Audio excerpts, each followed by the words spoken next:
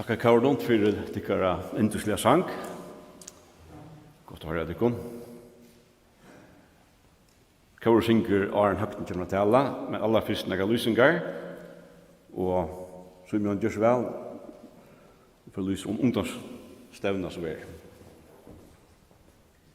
Ja, ungdommen i Ebenezer for å ha en ungdomsstevne i kommande vik, og hun begynner høstdagen og tjøkken til sundagen.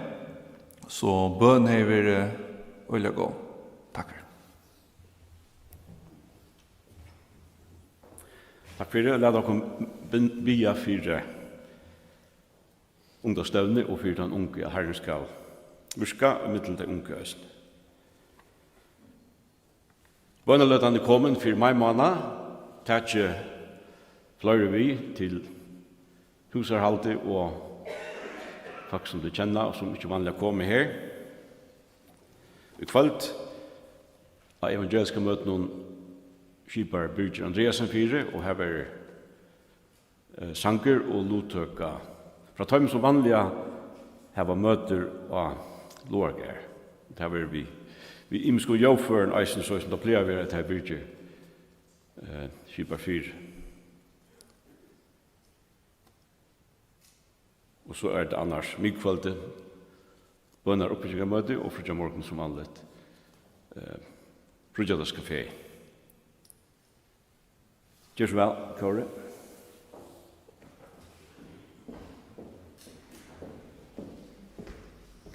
Vi synger sannsyn nummer, Kåre synger sannsyn nummer 503 om frier som flowen skal fytla meg her.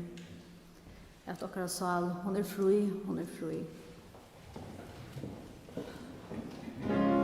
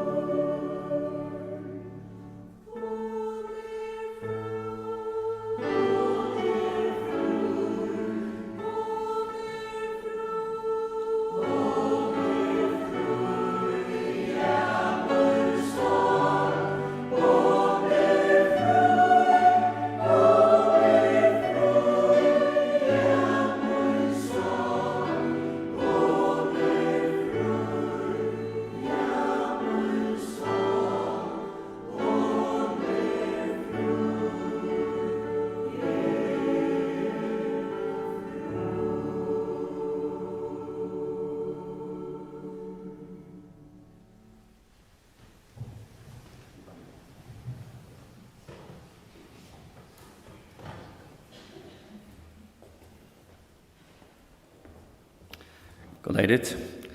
Godt å være vittig natter. Jeg får ikke evne våre lærersvennskaper Marskos er ikke mye skilt da. Ja. Så det var evne som lærersvennskaper. Hva det lærersvenner? Vi Marks evangelium, et dømud fra Marks evangelium. Marskos evangelium, en sin evangelium, de lyser et lærersvenneprogram. Hva mener vi da? Til lærermesteren som oppvenner lærersvein, og enda mål til som Jesus sier i Lukas 6, han sier at lærersveineren er ikke iver mestersveinen, men ene kvør og fullarder verer, ene kvør og fullarder verer som mestere hans her. Til enda mål er vi blua som okkara lærermestere, og djeva til vujar til ånder. Så det som vi leser er ikke bare et lærersvenneprogrammet reiser en kjedreaksjon, det som Jesus gav teimon gå til vujar som til ånder som at gå til vujar. I Mattias 28 sier Jesus ferdig utgjør ødel folkestøtt lærersvenner, døyper til navn feiersins, sonarens og heilig andans, og lærde halda alt og i havet bøydig. Så likle årene her er å færre, gjere, døype, lære. Ja? Færre, gjere, døype, lære. Til kvann. Vi såg som okkom som sitter i morgon, vil det være lømmes til vi omgengast kvann det. Til mål som Etla kanskje folkesløyene som Jesus stod seg om her. Folkesløyene, etla bøttene tjokken. Etla kvann annan, etla folk som strøyast. Kattla over at vi en lærersveiner som produserer lærersveiner. Og så kommer Jesus, en av det som mest grunnleggjande, et av det sort. Sandwich, det som omfevner alt, det her, han sier, mer giv alt vald i himmel og gjør, færre tøy, sier han. Mer giv alt vald i himmel og gjør, færre tøy, gjør lærersveiner, og vittig om alle deir, lykka til enda tøyrenar. Hetta vísbrak for han og at mission, lærersvennskapet, det fylgja Jesus og liva for Jesus, det omøvelig utan at Jesus hever alt valgt og i himmelen gjør. Det omøvelig om han ikke vi mer. At være lærersvenn omøvelig utan hattar. At det grunnleggjande for å kunne liva et sikrande kristenliv og at noe annars. Og så vi Jesus Herren. Og Markus og sin evangeliet byrja via sånn her. At det som grunnleggjande, han byrja via sånn. Hvor Jesus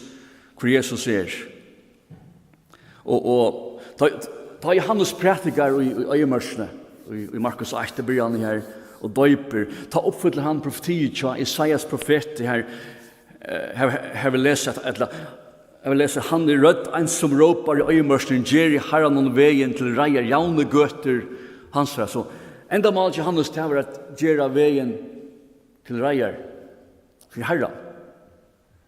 For herran som hever alt valgt, som allastans.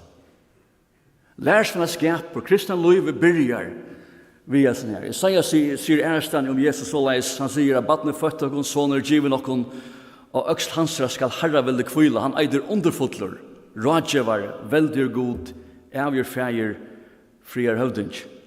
Det han som kjemur.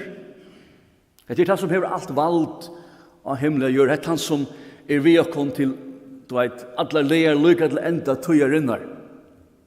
Og Marskos byrja vi just her. Alle jötar som hørte til skiltik av Marskos etla gas bådskapen snusjon. Så Herren valtar iver ötlun vutten, ötlun dimensjonen iver himmelig å gjøre, men han valtar eist ut i innasta og i djupasta. Det minst du tenker om. Han kommer nå ata i vers 6, første kapitlet. Her han sier såleis at etter meg kommer ein som sterskare, som ikke er verdt å bukka meg nyer og løse skåreimene. Det sterske år. Ikke gang verdt å trealer, John. Ikke gang verdt å tjene noen. Ikke gang verdt å eimodja meg for han. Han så stor. Han større enn hatta.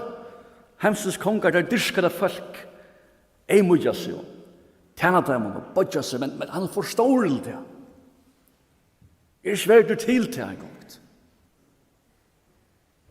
Så sier han, døyber det kunne vattne, så kan man si en skum big deal. Selv det var størst her. Men Jesus som kommer, sier han for at døyber det kunne i heilige andan. Jesus som kommer, Herren, for at døyber det kunne i heilige andan. Det som Joel tåsar om i kapitel 2, at tøyen kommer det god for å uthetle søgn andan. Iver alt holdt. Og her nekker vinklar til hva jeg mester. Her Joel det mer at Jesus får få andan for at profetera og det var ut i bådskapen. Det var gjerne vi kommunikasjon og leie. Men ærastan lømmes vi Jeremias og Ezekiel hur det gjør vi ombrøyding. Ombrøyding av personen selv. Det profeterer ei som andan som kommer at god for at gjøre åkne søgn andan. En nødgen andre brøstet, sier han, og det er at loven for å skrive inn i gjørste åkere. Så hese bæg, andre gods, og loven som skriver inn i åkere, hese for å gjøre til at vi fylltja. Standard gods. Og at nega nukt, og er en heimann en bok, er fylltja som har rønte, er fylltja. Nå er den innvortes brøyting som for fram til anden kommer inn. Innvortes brøyting. Det er som av her det skal strøyast for å røyna. Røyna liv opp til nekka. Nå er den brøyting innanfra og ut. For det en brøyting utanfra og inn. Nå er det innanfra og ut. Det peker atra Jeremias og Ezekiel. Alt det her ligger i setningen her. Det er han som skal døypa og i heilig andan. Det er han som skal brøyta tikkun. At så liksom Markus byrjar sitt evangeliet, utan dessa brøytingene, utan dessa dåpen av andagods er ungen føler ikke fire, det er håpesløst at fylgja Jesus og livet et heilag sigrande liv. Og vi tykker det som Jesus kommer av kapitel 6 i Markus, er han tåser om menneska hjärsta, han sier det er ikke det som kommer inn som gjør okken årein, det er det som kommer ut ur okken, då hjärsta er så forderva og så svigaligt. Det er her alt ytla, det er her alt myskre kommer innan ur okken.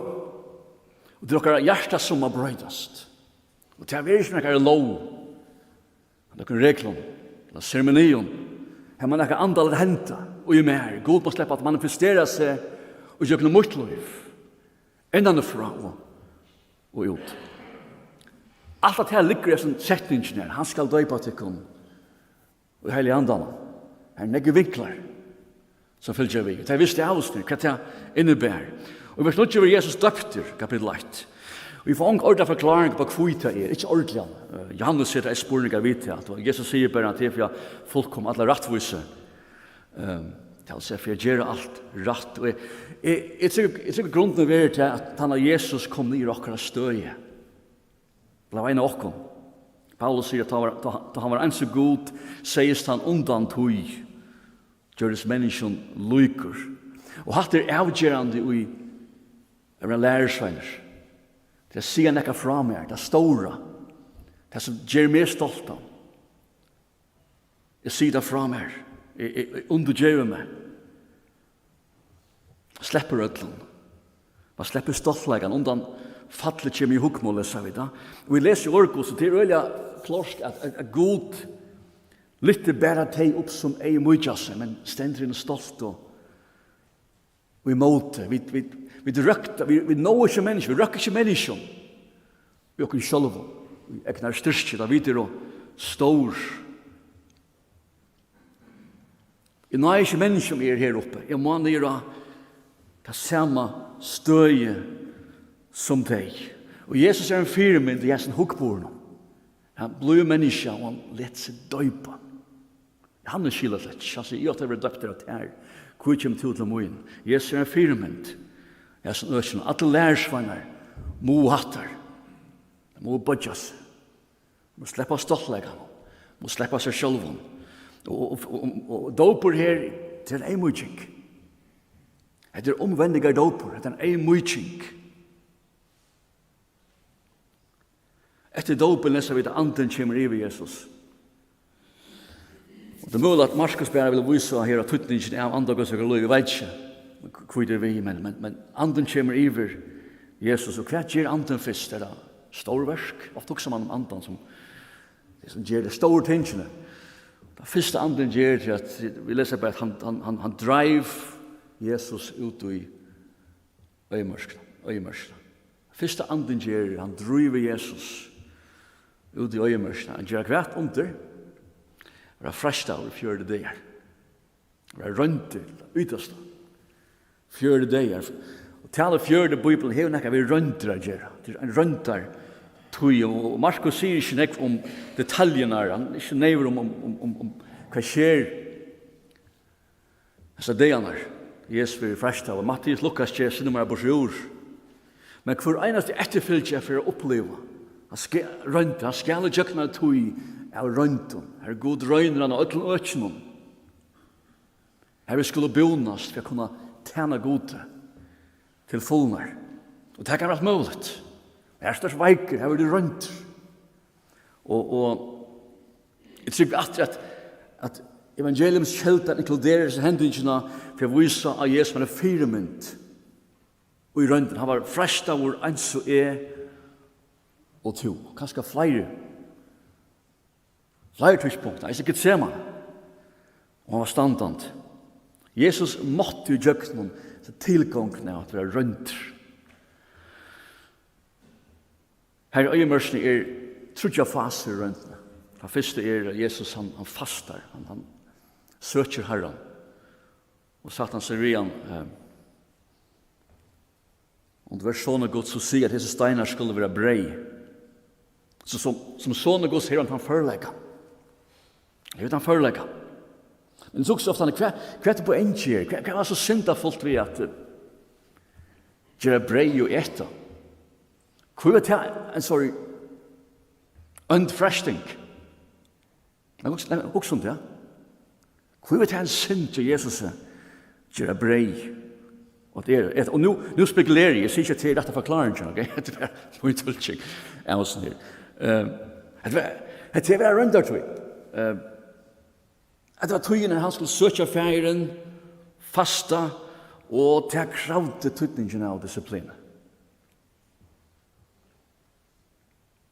Og tøytningen av oppbyggja disiplin, og løyve, doa, kunne si nei til ting, så er ikke bare teaching, vi la større av sin sansen og listen og kjenslen, det hever stor en tøytning, og kristna liv. Ofte også bare om den første frestingen var at alle på hans er disiplin. Det var alt. Han sa utholdende. Så det var tøytning at lære deg til dere. Disiplinere deg.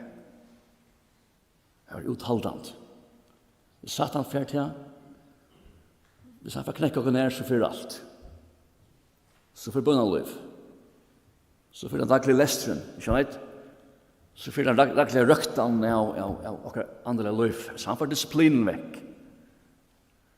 Så vekst han vidt. Jeg spør, var det her som alle på vær? Jesus var svenk. Jesus måtte vise avholdene. Og at han var oppbygget av liv. Paulus står seg om han brukar det som mynd i 4 Korinthierbrevet 8. Han tar som det som kappast, at han er frahaldande i ødlen. Utreda folk vita hva de sankar, skjønner du? De vita hva de fører til tap. De vita hva mæter galdande, hva absolutt ikke er. De vita hva man skal leva, for å vinna, for å sikra. Og Paulus sier det samme om seg selv, og så sitt andre liv. Han sier han kuar likamsutt. Han kuar likamsutt av samme hatt for å vinna. Du likam vil eit, sansene vil jeg eit, kjensla vil jeg eit, men jeg må som en tryggvande, som en andelig personer, temja mot likam. Alt det er tøytning om det kristna liv. Og så skriver Paulus så leis, han sier, vent til Guds økta. Det kommer ikke endelig av seg sjølven. Jeg må vende meg til Guds økta. Guds vi, det er frestingen som så fylkje, Satan sier vi han verskatt, det er sånne Guds tveit i all tempelen, Du dør ikke. Engla Guds fra lofta der. Hva merker det? Hvor er det her frelsning? Jeg tror ikke, vet du, kanskje frelsningen her vil slippe at framskunda god ankersvekken at om man gjør det her, så er han godtidsen, som Messias. Det var alt. Tennast var kommet enda, ikke vet? Ødel visste hvor han var. Møvelige. Vet du, frelsningen er at framskunda det. Som god vil. God arbeid, ikke veis. Og han har hatt. Ofte også vet om andre gods som var de store tingene, men han har ståper de lille tingene i mitt liv. Det største god kan gjøre er å brøyde mitt liv. Og etter verleggen, om god er til, og du tror på han, så er han ikke mørk for hva god kan gjøre i ditt liv. I ditt liv. Hvordan kan brøyde det? Hvordan kan brøyde omstående? Hvordan kan brøyde det som person? Hva er det? Hvis god er til, og du tror på han, så er han ikke mørk for hva god kan gjøre i ditt her. Det er mulig at det som Satan gjør her, det sier at Jesus bare framskundar det. Det store tingene, det her som god er. Det sørste fasen er åpenløs. Du vet, det er heimeren. Jesus, hvis du tilbyr meg, så først alle ryker hemsens jeg har autoriteten å gjøre det her. Alt. Og at det er rundt en frelsning som hver eneste lærersveiner for røkten ena for sin liv. Orges lærer så leis at om vi gjør oss viner heimsins, så gjør oss litt fortjendar Guds. Det stender elsker ikke heimen.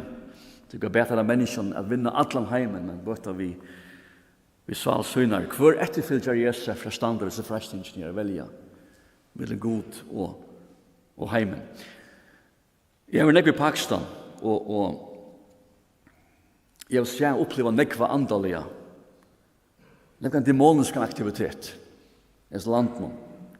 Hvis en av vi kommet inn i en boi, vi skulle køyre inn i en øyemarskar boi her, andre dyrka var øyelig høven støy, jeg skal ikke fære detaljer, men okkar busser ble avloppna av venom, en av sånne makt. Jeg skal skrive for hva hendt her. Det er ekkeslitt. Og vi kom inn i boien, vi kom ut av bussen, og vi stod i arbeid utenfor boien, og hukte inn i boien, og ta kjemmet til iver okkom. Øyelig ønt. Øyelig størst, så størst at man kunne ikke anta. Hva det? Du får ikke anta av ønskap. Vi gjør en ring, og vi boer, og det er kvarv. På steg, Først for mye liv, jeg ser kontrastene av ljøs og myrskre så nær hver i nøren, så nær. Her myrskre måtte vujtje en eknabrakt. At det var sterske krefter. Men det var en nekk sterskere kraft jeg opplevde noen år siden da jeg var i arabiske emiraten ved en pakistanske evangelister. Vi får inn i bojen Dubai, inn i Shalvan bojen. Jeg sa at vi står slutten av materialismen, hotellene og alt det som heimeren kan bjøve. Han kan se noe litt annet. Og tanken kom i meg, og han var resen, eller det var 24, tanken kom i meg. Høgni, det var du skal være bransje. Du skal være bransje. Jeg snakker søver her et hørst om tryggvandig unge menn og kvinner som har steg ved så vel noen her. Velge god, velge heimen. Det var en kraft som var sterskere enn demoniska. Som bor innom i Pakistan. Det var 3 av fasene av altså frelsen som Jesus måtte i døkken. Og Jesus sier bare, vik fram av satan, en av god skal tilby, en av god skal du tjene. En av hver lærer som han må døkken på i døkken hessa røntene. Så det var 3 ting, utholdende, boi at det god er god, gjør stor ting og tøyne løyve, og vet vel å si nei til heimen. Alle lærer seg om å gjøre noen hese tro, og Jesus er fyrdømme. Kapitel 8 leser vi at Jesus, vers 15 leser vi at Jesus fyr så vujar fra frestingen ut av pratik evangeliet. Han sier bare, omvend ikon og trykk fra evangeliet. Det er her lærersvennskapet byrjar. Det tar i omvendt meg. Lærersvenner må komme til anlids. Vi er verileggen han er en støv. Her han hon er fortapt. Og til å synte og til må vende vi. Det er slett ikke sånt. Jeg må komme hertil. Evangeliet er en bådskaper om omvending. Jeg må trykva og vende vi. Paulus sier såleis om du i munnen gjøtter Jesus som Herre, altså til en løyve, og tror jeg god resten opp for en deg, så skal du være frelst. Jeg må komme til anlids.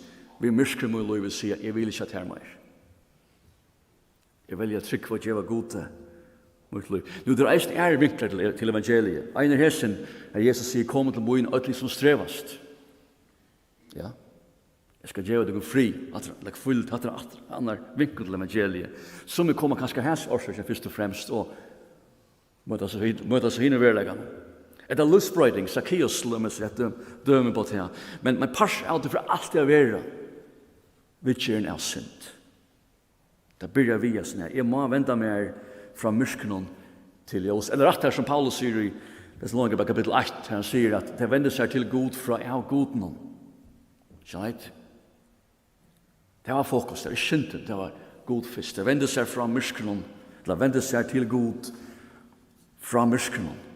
Det er her det byrjar. Kristna liv. Det er her som andegos kommer inn. Og byrjar det sitt liv. Paulus sier at det skjer, han som byrjar i godt virketikken, han skal eisne fullføre. Han byrjar til løtene i andegods kom inn. Og det er Jesus som døyper i andegods. I vers 16 møter Jesus de 4 lærersvennene, Peter, Andreas, Johannes og Jakob. Og det er bare et som er rett, kanskje, nek større narrativ, nek større søv, og lukkast seg nek mer detaljer. Da han tåser om oss hendingen her. Om man ikke kombinerer flere hendinger, jeg vet ikke. Det kommer man gjøre i gamle foten og biografien. Og Johannes kjente Jesus, Andreas framan undan, så er nek større kontekst enn han som Markus legger denta her. Men bottom line er han kallar det til å fylkja seg. Det har kallar det å bli etterfylkjar. Altså, fylkja mer og jeg skal lære av mer. Og hatt det møtelig avverst. Det var lese om det. Det hatt det som Jesus gjør, hatt det som Paulus gjør. Og så universt. Hatt det ikke lærersvenner tilsyn og lærer der opp. Og det som at det er syndefyrer det, da jeg sier kristendom er vi drar med til å basere på grunn av en fjöld, en bygning, en scen og en talare og sang. Det er ikke gærlig å snart. Det er ikke bøybelst. Det er bøybelst. Men det er seg selv kommer ikke å gjøre den praktiske månen. Det som kommer å gjøre månen til samme prinsippet til lærermesteren og lærersveineren som gjør til å gjøre som han ser og hørst og lønner seg om lærersveiner. Det er ikke sin lærermester. Det er en regel med de jøter, nekvastjannes, i hese tøyene her. Det er finner lærermestere og finner lærersvein. Det er en regel med legge jøter. Finner lærermestere, finner lærersvein. Og det er det som sitter eisen i kristendommen. Mer regler. Det er fra personer til person. Det er omøtelig en tøytning. Jesus sier det til fylk med. Og Paulus sier det 17 i atter. Han sier, fylk med en som fylk Jesus. Fylk med en som fylk Jesus. Ofte sier vi for en av Jesus. Og det er rett. Jeg vet ikke om man er vi her. Det er ikke galt i det stender reisende. Men det som har lykkende en tøytning er at man ser Kristus i mer. Jeg skal fylkes. Fylk med en som fylk Jesus. Sista punkt som er en jente. Han sier, jeg skal gjøre deg til menneske, fiskemenn. Jeg var nødt til byrjan. Enda man vi er blant lærersveiner. Til å brøytast. Til å ære Herren. Men til å gjøre ære lærersveiner. En lærersveiner produserer alltid ære lærersvenner. Og som du legger ditt liv ned kvann det, som du kvann det er gjøre god og ikke din liv. Lite god for mer og mer. Hva som har valgt eller avskat til livet, så börjar du att dreja människor nära till tog. Och som det. Som god släpper arbete till en liv. Som du ger dem löjve till. Möjliga arbete till en liv. Mer och mer. Så börjar du att dreja andra människor till tog. Det som du häver. Det som du häver. Det som heimren. Verliga. Tror efter. Verda tror jag. Det skulle ändra här. För vi tackar dig för att här är det som vi är parsar här. Det är inte bara en sank. Det är inte bara en byggning här. Vi är inte bara parsar av något som människa har sett upp här. Man vet att vi är parsar av något som du har börjat för. Det är livet som vi lever i här för. Till grund av kvar du erst. Og tu allt vald i himle. Og tu allt vald i dypten og munnen innvortes andal av liv i eisne feir. Takk for anda som du gir okkom. Måtte vi løfte en anda feir kvann det. Han gjørs meir feir. Han gjørs større ting i okkom. Her er det ikke årfyr feir. Det er ikke mørk fyr. Hva du kan stjere okkom. Hjelp okkom å løyve til en anda. Jeg gjør til arbeid. Jokkar liv. Fær så vidt kunne. Fær ut fær og gjøre flere lærersvenner fær. Vi har jo signa kom fær. Signa kom enska. Hva som i fær. Så samkomna takk for det som vi gjørst til fær. Det er veldig arbeid som vi gjørst til fær. Begynna signing fær. Og signa ordet i Jesu navn. Amen.